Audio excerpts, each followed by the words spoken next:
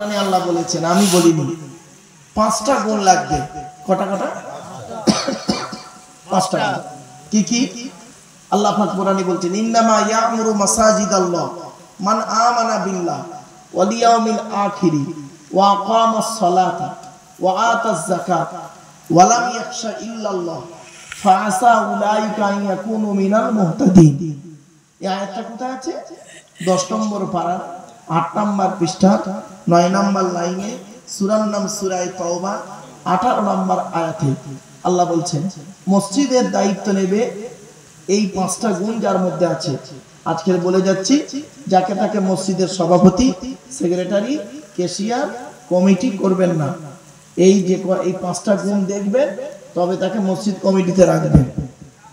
আর 5টা গুণ যদি না থাকে বাবা, মসজিদ কমিটিতে রেখো না থাকে, আল্লাহর কাছে জবাব দিতে হবে। চোখ দুটো বন্ধ হয়ে গেলে বুঝতে পারবেন কি কি। 1 নাম্বার হলো মানা আমানা বিল্লাহ, যে ব্যক্তি আল্লাহর উপরে 100% ঈমান আনবে। 2 নাম্বার হলো ওয়াল ইয়াউমিল আখিরি, কিয়ামতকে 100% বিশ্বাস করবে। 3 নাম্বার হলো ওয়া আকামাস সালাত, 5 ওয়াক্ত নামাজ আদায় করবে। 4 নাম্বার হলো ওয়া আতাজ যাকাত, যাকাত আদায় করবে। যদি যাকাত ফরজ হয় আদায় করবে, যদি ফরজ না হয় আদায় করতে হবে না। ও বাবা, কত মসজিদের ক্যাশিয়ার আছে দেখবেন 20 বছরে হিসাব দেয়নি। ঠিক না বেটি? মসজিদের জায়গা, জমি, সম্পত্তি নিজের নামে রেকর্ড করে নিয়ে বসে আছে। আর যদি একটু চেয়েছেন হিসাব, গোটা কত লোক নিয়ে পাশে আরেকটা মসজিদ তৈরি করে নিয়েছে। এজন্য আপনাদের বলে যাচ্ছি, খবরদার মসজিদের নামে চাঁদা তুলে কোনোদিন খাবেন না। ও বাবা, কত বক্তা আছে গো বাবা, মসজিদ মাদ্রাসার নামে চাঁদা তুলে নিজে পেটে খেয়ে নেয়, নিজের গাড়ি বাড়ি বিল্ডিং করে নেয়। ঠিক না বেঠিক? আদৌ তার মসজিদ নেই, মাদ্রাসা নেই, মিথ্যা বিল ছাপিয়ে গো বাবা, মিথ্যা বিল ছাপিয়ে মসজিদ মাদ্রাসার নামে চাঁদা তুলে গাড়ি বাড়ি বিল্ডিং করে নিচ্ছে। খবরদার নয় বাবা। আল্লাহর কোরআন বলেছে, আমারে ভুল বুঝবেন না, আল্লাহর নামের নাম করে কোনোদিন, আল্লাহর ঘরের নাম করে কোনোদিন চাঁদা তুলে নিজে পেটে খাবেন না। হারাম বলে গেলাম আজকে, হারাম। কি কি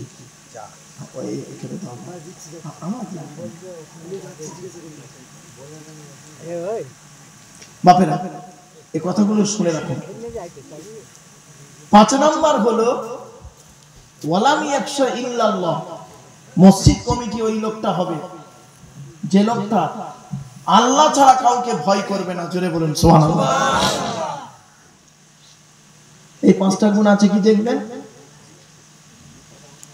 5টা গুণ তো নেই, মসজিদের সভাপতি বানিয়ে দিলেন। আচ্ছা বাবা, মদ খাওয়া হালাল না হারাম? হারাম। আচ্ছা, কোন লোক যদি মদ খেয়ে, আপনাদের জগৎপুর গ্রামে কটা মসজিদ আছে বাবা? 2টো মসজিদ। না বাবা, আমি কিছু খাবো না বাবা, না বাবা কিছু লাগবে না। আমার ওয়াজ যদি কেউ শুনে বাস্তবায়ন করে, ওটাই আমার যথেষ্ট। আমি বাবা সত্যগ্রামী জীবনে কোনোদিন বেওয়াজুতে ওয়াজ করিনি বাবা। 1994 সাল থেকে ওয়াজ করছি, আজকে 2024, 30 বছর আমার জলসা জীবনের অভিজ্ঞতা। কোনোদিন আমি বেওয়াজুতে ওয়াজ করিনি। এই জন্য বলি বাবা, চেষ্টা করেন আমি যে কথাগুলো বলছি আপনারা একটু শোনার চেষ্টা করেন। বুঝতে না পারলে আমাকে বলবেন যে এই কথাটা বুঝতে পারলাম না, আপনি খুলে বলুন, আমি চেষ্টা করবো বাবা। আমি রেগে যাওয়ার লোক নয় গো বাবা। আমি একটু মাঝে মাঝে একটু কথা বলতে হয়, কেন? কিছু মানুষের শিক্ষা দেওয়ার জন্য কিছু কথা বলতে হয় বাপেরা, মানুষ জানে না তো। চল।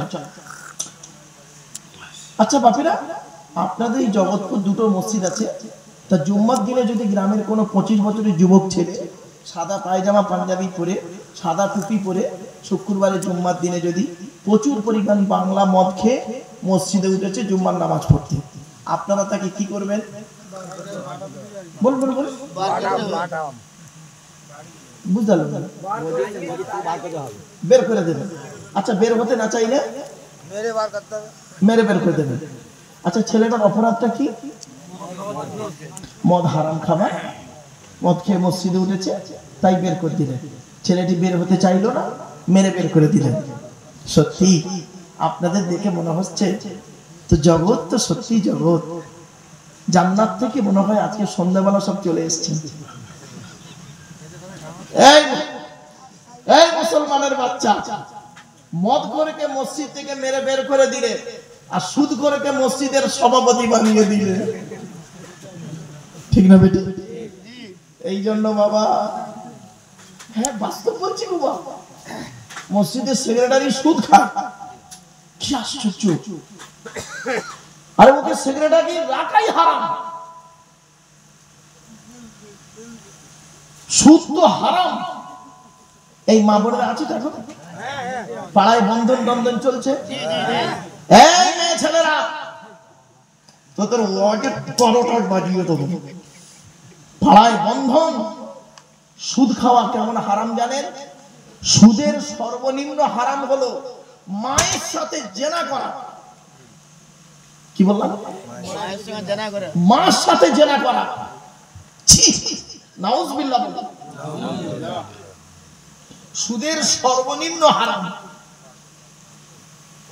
আর এরা গ্রুপ লোন থেকে শুরু করে কিচ্ছু বাদ রাখে না। আপনাকে একটা, এই যে কাপে আপনারা চা খাচ্ছেন, অল্প চা দেবো, শরবত দেব, মধু দেব, চিনি দেব, রস দেব, আর একটু সামান্য পেশাব লাগিয়ে দেবো। খাবেন? খাবেন না কেন? এতগুলো সব ভালো মাল ছিল আর এক ফোঁটা শুধু পেশাব ছিল। তাহলে এক গ্লাস, এই এক কাপ চায়ের ভিতরে এক ফোঁটা পেশাব থাকার কারণে গোটা কাপটাকে আপনি ফেলে দেবেন, ঠিক না বেটি? এ মানুষ, তোমার দেহের মধ্যে সব কিছু আছে, তুমি করলে কি? যে জবান দিয়ে তুমি মিথ্যা কথা বললে, সেই জবান দিয়ে সুদ খেলে, সেই জবান দিয়ে মদ খেলে, সেই জবান দিয়ে চিটিংবাজি করলে, সেই জবান দিয়ে মানুষকে ঠকালে, সেই হাত দিয়ে তুমি মানুষকে ক্ষতি করলে, হ্যাঁ? আবার সেই জবান দিয়ে তুমি আল্লাহ আল্লাহ জিকির করছো, এখানে বসে দরুদ শরীফ পড়ছো। ঠিক হতে হবে। কি কি? এক নাম্বার শরীর পাক। কি বললাম বাবা? শরীর পাক। তবে আমার দৃঢ় বিশ্বাস এখানে যারা বসে আছে প্রত্যেকের শরীর পাক আছে, তবে অনেকের হয়তো এখন অজু নাও থাকতে পারে, ঠিক কিনা বাবা? অনেকের হয়তো অজু নেই কিন্তু শরীরটা কি পাক আছে। দু নাম্বার কাপড় পাক। তা আপনারা যে যেমন কাপড় পরে আছে প্রত্যেকের কাপড়টা পাক আছে ইনশাআল্লাহ, ঠিক না বেটা? তিন নাম্বার জায়গা পাক। এই জায়গাটা পাক আছে কি তা আমি জানি না, তবে একটা প্রশ্ন করি, এই যে প্লাস্টিকটা বসে আছে না, হলুদ প্লাস্টিকটা, এই প্লাস্টিকটা কি প্যান্ডেল ওয়ালাদের? হ্যাঁ বলুন না। এই যে প্লাস্টিকটা বসেছে প্যান্ডেল ওয়ালা আজকের এখানে বিছিয়েছে, এই জলসার পরে দেখবেন তাবারুক দেওয়া হবে, জলসার পরে কত মানুষ জুতো পায়ে দিয়ে চলবে, আবার কত মানুষ দেখবেন তাবারুক বসে খাবে, আবার এলাকার দুটো কুকুর তারা আসবে ওই আলু টালুগুলো খেতে। এবারে বাস্তব, একদম বাস্তব। এবারে প্যান্ডেলওয়ালা কি করবে জানেন? এইটাকে ভালো করে গুছিয়ে নিয়ে কালকে ধরুন পাশের গ্রামের জলসা, ওই এটা গিয়ে ওখানে বিছিয়ে দেবে। সত্যিকারের একজন নামাজি মুসল্লি, সত্যিকারের যারা নামাজি মুসল্লি গো বাবা, যাদের শরীর পাক কাপড় পাক, এই জায়গাটায় বসার কারণে তার কাপড়টা নাপাক হয়ে যাওয়ার সম্ভাবনা বেশি, ঠিক না বে ঠিক? তাহলে আগামী বছর থেকে যখন জলসা দেবে তখন এইরকম প্যান্ডেলওয়ালাদের মালের উপরে মসজিদ থেকে মশাল্লাগুলো এনে সুন্দর করে বিছিয়ে দেবেন। আর নইলে করবেন কি, বিছানার চাদর, এই যে চাদর এখানে বিছিয়েছে, এই বিছানার চাদর 10টা বিছিয়ে দিলেন, অজু আর গেটে লিখে দেবেন, ওই গেটে বিনা অজুতে প্রবেশ নিষেধ, অজু করে বাবা বসো। আর হাতে ধরে বলে যাচ্ছি, জলসাটা যদি করেন সারা রাত করবেন না, 12টা পর্যন্ত করবেন, 2 দিন করবেন যদি সারা রাত করার ইচ্ছা থাকে। আর যদি একদিন করেন আলহামদুলিল্লাহ। দুদিন করবে, কোরআনের তাফসীর দেবেন, দুদিনে দুটো সূরার তাফসীর হবে। এই মেদিনীপুর ডিস্ট্রিক্টের মধ্যে সবথেকে সেরা জলসা বলবো, হ্যাঁ এই মেদিনীপুর, এই পূর্ব মেদিনীপুরে সেরা জলসা হলো, আমার জীবনে সেরা জলসা হলো কোলাঘাট, ওটা মানে কোলাঘাট থানা, হ্যাঁ কোলাঘাট থানা, মাড়োবেড়িয়া বলে একটা জায়গা আছে, নাম শুনেছেন? কোলাঘাট মাড়োবেড়িয়া। ওই জলসার committee master, doctor, engineer, professor শিক্ষিত, আর ওরা জলসা করে দুদিন ব্যাপী। প্রথম দিন করে রক্তদান শিবির, চক্ষু পরীক্ষা, তারপরে ব্যস্ত বিতরণ, গরিবদের কাপড় দেওয়া, কম্বল দেওয়া, ওষুধ বিতরণ প্রথম দিন। আর দ্বিতীয় দিন জলসা করে, দ্বিতীয় দিন আজ 13 বছর চলছে। দ্বিতীয় দিনে হয় কি, একদম জাস্ট 9টা থেকে 12টা, একদম 3 ঘন্টা, একটাই বক্তা। এই হতভাগাই থাকি আমি, এবছরও আছে, একটা করে সূরাত তাফসীর হয়, আর প্রচুর লোক হয়। একদম 12টা বাজবে, কাটায় কাটায় হয়তো দোয়া করতে 2-10 মিনিট 15 মিনিট ব্যাস। আর সব লোক ভাবে কি, সব শিক্ষিত মাস্টার ডাক্তার কাজের লোক তো, যে যাচ্ছি গিয়ে এসে খেয়ে দিয়ে ঘুমিয়ে পড়বো, সকালবেলা ফজরের নামাজ পড়ে অফিসে যাব, কাজে যাব, বুঝতে পারলেন বাবা? আর ওরা করে কি, রবিবার দেখে করে, ছুটির দিনটা করে। তো এই জন্য আপনাদের বলছি বাবা, আজকে শনিবার নাকি, তাহলে আজকাল রবিবার ছুটি, ভালো দিন ছিল, তা আপনারা দুদিন যদি করেন বা একদিন করেন একদম সঠিক। আর শ্রোতাদেরকে বলবেন, গ্রামের লোকেদের বলবেন যে প্রত্যেকেই যেন অংশগ্রহণ করে, প্রত্যেকেই যেন অংশগ্রহণ করে জলসা। কি করবে, সে গিয়ে 3 ঘন্টা বসবে। আমার বাপেরা বুঝতে পারছেন? ইনশাআল্লাহ আগামী বছর থেকে যদি জলসা দেন বাবা, এই পদ্ধতিটা করবেন, দেখবেন আপনাদের এলাকার জলসা, এই জলসাটা এলাকার সেরা জলসা হবে। আপনারা এত টাকা খরচা করে প্যান্ডেল করেছেন, এত টাকা খরচা করে লাইটিং করেছেন, আচ্ছা আজকে শুধু এই জলসাই দিচ্ছেন আর কোনো কাজ করেননি কেন বাবা?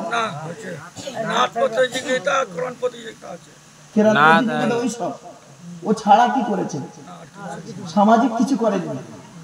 শোনেন, অনুগ্রহ হাতে ধরে বলে যাচ্ছি, এই ঠান্ডা পড়েছে, আপনাদের জগৎপুর গ্রামে কি সব কোটিপতি? গরিব নেই? তো জলসা কমিটির লোকেরা তো সব যদি, বেশিরভাগ যদি গরিব হয়, আজকের 50টা কম্বল দিতে পারলে না? এত টাকার বিল্ডিং না করে, 4টে বক্তা না করে, একটা বক্তা দিয়ে ওয়াজ করে, 2টো বক্তার টাকা নিয়ে সেটা তুমি ওই কম্বল দিতে পারলে না? তাহলে কি হতো? 50টা লোক কম্বল পেত, 50টা গরিব ওই কম্বলের তলায় শুয়ে শুয়ে আল্লাহর কাছে তোমাদের জন্য দোয়া চাইতো, ওই দোয়াটা আল্লাহর আরশে আজিমে পৌঁছে যেত। ঠিক না বেটি? এগুলো করবে। আচ্ছা এটা বলছি কেন? আমার নিজের কথা নয়, নবীর কথা। আল্লাহর নবীর সাহাবীরা একদিন নবীকে বলছেন, ইয়া রাসূলুল্লাহ আপনি কিছু উপদেশ দান করুন। নবীজি বললেন, তোমরা কি জান্নাতের আশা করো? আচ্ছা ভাই, আপনারা আমরা সবাই জান্নাতের আশা করি? বলুন না, করি তো? আল্লাহর নবীর সাহাবীরা বললেন, ইয়া রাসূলুল্লাহ আমরা সবাই জান্নাতের আশা করি। নবীজি বললেন, জান্নাত কার আশা করে? মারাত্মক প্রশ্ন। আমরা তো জান্নাতের আশা করি, আর জান্নাত কার আশা করে? আল্লাহর নবী বলছেন, শুনে নিন। আল্লাহর নবী বললেন, জান্নাত 5 শ্রেণীর মানুষের আশা করে। 5 শ্রেণী। এই 5টার মধ্যে যে কোনো একটা আপনি হয়ে যাবেন কালকে থেকে। 1 নাম্বার নবী বললেন, ইন্নাল জান্নাতা তাশতাকু ইলা খামসাতি নাফার। ও আমার মায়েরা বোনেরা ভালো করে শুনে নিন, এই 5টা গুণের মধ্যে যে কোনো একটা গুণ যেন আপনার মধ্যে এসে যায়। 1 নাম্বার নবী বললেন, ইন্নাল জান্নাতা তাশতাকু ইলা খামসাতি নাফার, জান্নাত 5 শ্রেণীর মানুষের জন্য আশা করে। 1 নাম্বার হলো তালিয়াল কোরআন, প্রত্যহ কোরআন তেলাওয়াতকারী মানুষের জন্য জান্নাত আশা করে। ও বাবা, কমিটির লোকেদের বলে যাচ্ছি, বাপ মসজিদের ইমাম সাহেব যদি থাকে, গ্রামের কোনো আলেম উলামা যদি থাকে, প্রতিদিন জলসা কমিটিকে হাতে ধরে বলে গেলাম প্রতিদিন আধ ঘন্টা করে সময় দেবেন, 2 মাসের মধ্যে কোরআন শরীফ পড়া শিখে নেবেন। এ মুসলমানের বাচ্চা, এরা কষ্ট করে জলসা দেবে, কিন্তু কষ্ট করে 2 মাস 30 মিনিট করে একটু খেটে কোরআন শরীফ পড়া শিখবে না। ঠিক আছে, এখানে যে কজন লোক বসে আছে আমার মনে হচ্ছে অনেকেই কোরআন পড়তে পারে না, ঠিক না বেটি? কেন এটা কেন? আর যত মেয়ে ছেলে আছে দেখবে বেশিরভাগ মেয়ে ছেলে কোরআন পড়তে পারে, ঠিক না বেটি? আচ্ছা, এটা হলো কেন? জলসা তো ছেলেরা দেয়, মেয়েরা তো জলসা দেয় না। ওরা চাঁদা দেয়, জলসা শোনে, ছেলেরাই তো সবকিছু করে। তা ছেলেরা কোরআন পড়তে পারলো না কেন, আর মেয়েরা কোরআন পড়তে পারলো কেন? এর মধ্যে কোথায় ভুলটা হয়েছে শুনলেন? শুনে নিন আজকে, এ ভুল আগামী দিনে করবেন না। যে ছেলে কোরআন পড়তে পারে না, যে পুরুষ কোরআন পড়তে পারে না, 6 জন দায়ী তার জন্য। 6 জন কোন দায়ী? 6 জন দায়ী। 1 নাম্বার হলো পুরুষ নিজে পড়তে পারে না, নিজে দায়ী, সেখানে কেন। 2 নাম্বার হলো ওর জন্মদাতা বাপ দায়ী। 3 নাম্বার হলো পেটে ধরা মা দায়ী। 4 নাম্বার হলো কি জানেন, ওর শ্বশুর দায়ী। 5 নাম্বার হলো শাশুড়ি দায়ী। আর 6 নাম্বার হলো যারা বিয়ের দেখাশোনা করতে গেছে তারা দায়ী। হয়েছে? আপনারা মেয়ে দেখতে গিয়ে কি করেন? মেয়েকে গিয়ে প্রশ্ন করেন, তাই তো? মেয়ে দেখতে গিয়ে কি করেছেন? এই বাবাজিরা শুনে নিন, এই যুবক ছেলেরা শুনে নাও, মেয়ে দেখতে গিয়ে কি করে জানেন? মেয়েটাকে কি বলে? তোমার নাম কি মা? তোমার বাপের নাম কি? তোমার মায়ের নাম কি? তুমি কোরআন পড়তে পারো? ঠিক না? তো মেয়েটা বললো জি হ্যাঁ পড়তে পারি। তো বলছে পড়ো। তা মেয়েটা কোরআন পড়লো, তো ভালো কথা। এবার মেয়ের বাড়ির তরফ থেকে যখন ছেলের বাড়িতে যায়, ছেলেকে কি প্রশ্ন করে? তোমার নাম কি? তোমার বাপের নাম কি? তোমরা ক ভাই? তুমি কি ইনকাম করো? ঠিক না বেটি? একবারও কি জিজ্ঞাসা করেছিল এই ছেলে, এই কোরআন পড়তে পারো? গোসলের ফরজ জানো? ওজুর ফরজ জানো? তায়াম্মুমের ফরজ জানো? নাপাক থেকে কি করে পাক হতে হয় জানো? একবারও প্রশ্ন করেননি। এই জন্য যারা বিয়ে খেতে দেখাশোনায় গেছে ওদেরকে আল্লাহ কিয়ামতের মাঠে ধরবে। আজকে যদি ওরা সেই প্রশ্নটা করতো আজ থেকে 30 বছর আগে, তাহলে এখন মেয়ে, এখন কি পরিস্থিতি শুনবেন? মেয়ের বাপেদের মাথায় ঢুকে গেছে, প্রত্যেকেই মেয়ের বাপেদের মাথায় ঢুকে গেছে আমার মেয়ে যাই করুক আর তাই করুক কোরআন পড়া শেখাতেই হবে, ঠিক না বেঠিক? আর ছেলের বাপেদের মাথায় ঢুকে গেছে আমার ছেলে কোরআন পড়ুক, পাক না পাক জানুক আর না জানুক, টাকা থাকলেই হবে, ঠিক না বেঠিক? কি দাঁড়ালো 30 বছর পরে এই বুড়ো মুরব্বীগুলো অনেকে কোরআন পড়তে পারে না, আর মেয়েরা বুড়িটা কোরআন পড়তে পারে, বুড়ো পারে না, ঠিক না বেঠিক? খবরদার নয়, আজ আপনাদের বলে যাচ্ছি কষ্ট করে কোরআনটা শিখে নেবেন। আচ্ছা, আমি কোরআনের আয়াত পড়ছি, আপনারা শুনছেন, এটা বেশি আনন্দ না আপনি নিজে কোরআন পড়তে পারলে বেশি আনন্দ? পড়তে পারলে আনন্দ। ছোট্ট একটা উদাহরণ দিচ্ছি। ধরুন চৈতন্যপুরে আপনার একটা দোকানে লাল কাপড় জড়ানো একটা হাঁড়ি বসানো আছে, লেখা আছে হাজি বিরিয়ানি, সেন্ট বেরোচ্ছে। এইটা বেশি আনন্দ না হোটেলে ঢুকে 1 প্লেট বিরিয়ানি কিনে খাওয়াটা আনন্দ? বাহ, কত সহজে বুঝলেন। তাই এটা যদি এত তাড়াতাড়ি বুঝলেন, এটা কেন বুঝলেন না যে কোরআন পড়া শিখতে হবে আমাদের? আপনারা কেন পিছিয়ে আছেন কোরআন পড়া থেকে? কমিটিদেরকে বলে যাচ্ছি, আগামী বছর জলসার আগেই আপনারা মাত্র 2 মাস লাগবে, আধ ঘন্টা করে বসবেন ইমাম সাহেবের কাছে বা ভালো মৌলানা সাহেবকে ডেকে আধ ঘন্টা করে বসবেন, কোরআন পড়া শেখা হয়ে যাবে। আর না ইউটিউবে, এখন ইউটিউবে কোরআন পড়া শেখা যায়। যদি সময় না থাকে ইউটিউব ঘাটো তো বাবা। এই যুবক ছেলেরা, তোমরা তো ইউটিউবে উল্টো পাল্টা জিনিস দেখো, কেন আধ ঘন্টা করে কোরআন শিখতে পারো না? ওখান থেকেই শিখে নেবে আমার বাবারা। তাই নবীজি বললেন জান্নাত 5 শ্রেণীর মানুষের জন্য আশা করে। এক নাম্বার হলো তালিয়াল কোরআন, প্রত্যহ কোরআন তেলাওয়াতকারী মানুষের জন্য জান্নাত আশা করে।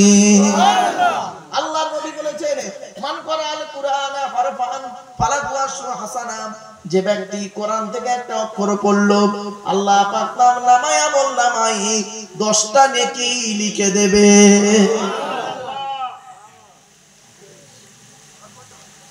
দুই নাম্বার হলো ওয়া হাফিজিল লিসান, এই জিহ্বাকে হেফাজতকারী মানুষের জন্য জান্নাত আশা করে। আমি আলোচনাটা আগেই করে দিয়েছি, মনে পড়ছে? হারাম খাবার খাওয়া থেকে জিহ্বাটাকে ঠিক করো, বাজে ভাষা বলা থেকে জিহ্বাটাকে ঠিক করো, পরনিন্দা পরচর্চা করা থেকে জিহ্বাটাকে ঠিক করো। আমার বাপেরা অনুরোধ করে বলে যাচ্ছি, জিহ্বাটাকে ঠিক করো। আল্লাহ রাসূল বলেছেন ওয়া হাফিজিল লিসান, জবানকে হেফাজতকারী মানুষের জন্য জান্নাত আশা করে। কটা হলো? দুটো। এক নাম্বার হলো কোরআন তেলাওয়াতকারী, দুই নাম্বার কি? জবানকে হেফাজতকারী। তিন নাম্বার হলো ওয়া মুতিমিল জিআন, ক্ষুধার্তকে খাদ্য দানকারী।